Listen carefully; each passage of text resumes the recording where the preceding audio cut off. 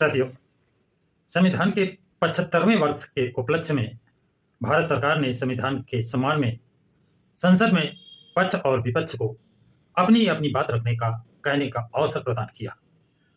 उसी कड़ी में भारत सरकार के गृह मंत्री अमित शाह ने राज्यसभा में जिन शब्दों का प्रयोग और जिस तरीके से किया, वह संविधान निर्माता बाबा साहब डॉक्टर भीमराव अंबेडकर के मान सम्मान में न होकर बल्कि भारत की पार्लियामेंट में अपमान करने का काम किया है। अब आप जान लें कि उन्होंने क्या कहा और किस लहजे में कहा। कहने का लहजा भी उनका क्या था।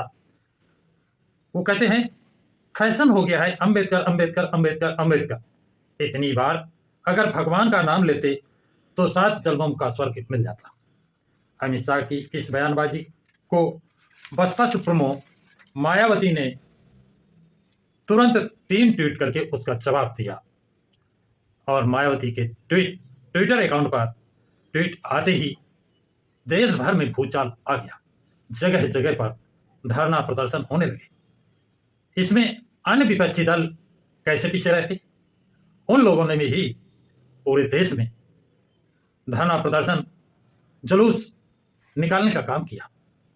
बसपा के राष्ट्रीय कोऑर्डिनेटर आकाश आनंद ने जो जवाब दिया है, वो भाजपा कांग्रेस को कटघरे में खड़ा करने वाला है।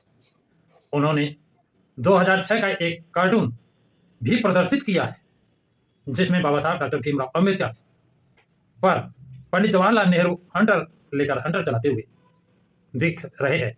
अब आप वो ट्विटर व अकाउंट दोनों को देखिए और सुनिए।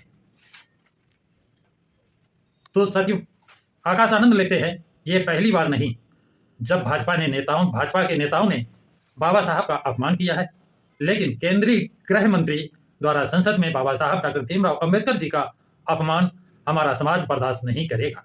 मैंने और मेरे समाज ने सदियों से ऐसे जाति अपमान को झेला है। खुद बाबा साहब को कांग्रेस और देश के पहले प्रधानमंत्री श्री जवाहरलाल नेहरू जी ने कई बार अपमानित किया और कई मौकों पर उनको नीचा दिखाने का काम किया। यही नहीं, नेहरू जी ने तो सुनियोजित तरीके से बाबा साहब को चुनाव हराने का भी काम किया, लेकिन तब वो कांग्रेसी नेताओं के हथकंडों से बाबा साहब विचलित नहीं हुए और हमारे समाज को जो ताकत दी, उसे एक राजनीतिक ताकत बना करके आदरणीय मानवर साहब श्री काशीराम जी और आदरणीय बहन कुमारी मायावती जी ने हमारे समाज को उसका हक दिलाने का काम किया है। मुझे याद है कि 2006 में कांग्रेस की सरकार में NCERT की किताब में एक बेहद अपमानजनक कार्टून छपा गया था, जिसमें नेहरू कोड़ा लेकर बाबा साहब पर हमलावर हैं। बताइए, कांग्रेस बच्चों को क्या पढ़ाना चाहती है? हमको याद है 2012 में भी संसद में ऐसा हंगामा हुआ था। तब कांग्रेस की सरकार थी और आज भाजपा की सरकार है। इसलिए ही मानवर साहब ने एक को सापनाथ और दूसरे को नंगनाथ कहा था। यही वजह है कि हमें इस संदेश को इन दो दलों की जागीर नहीं बनने देना है। हमारे समाज को सम्मान सिर्फ और सिर्फ आदरणीय बहन कुमारी मायावती के नेतृत्व वाली बहुजन समाज पार्टी ही दिला सकती है।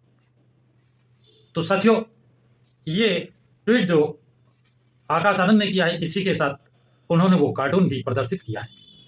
तो साथियों, आकाश आनंद का ट्वीट व कार्टून आपने देखा। कांग्रेस ने भी कितना घृणित व अपमानजनक कार्य किया था। उस समय केंद्र में कांग्रेस की ही सरकार थी।